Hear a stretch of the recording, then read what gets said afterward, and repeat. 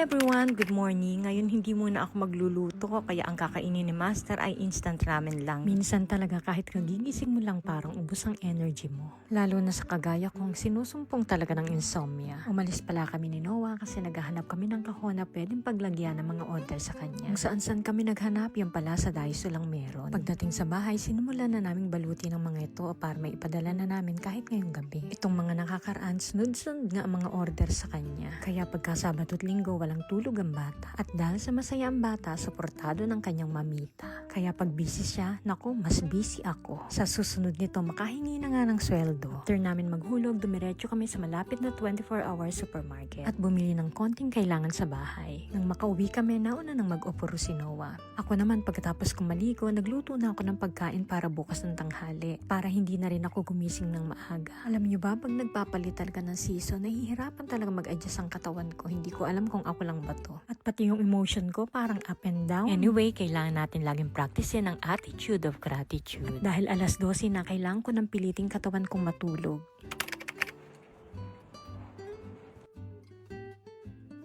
Kinabukasan nga, alis ulit kami. Sabi ko kay Master, kumain na lang siya at may niluto ako kagabi. Dumaan nga muna kami ng Family Mart at napansin ko dito, bawal daw ang camera sa loob. Tapos dumiretso na kami ng Ion Mall at may bibili na naman ng bat. Nagyayayangan pumunta ng Nagoya, sabi ko wag ngayon, next time na lang. Maya-maya nakaramdam kami ng konting gutom kaya kumain kami ng pasta. At kahit naman kumakain, nag-work pa rin siya. Nako, napakalaki ng subo ko dyan kaya kailangan di ko ipakita. Ang magbabayad nga pala nito ay ang mabait na bata, Gotso sa Madesta. Thank you for watching.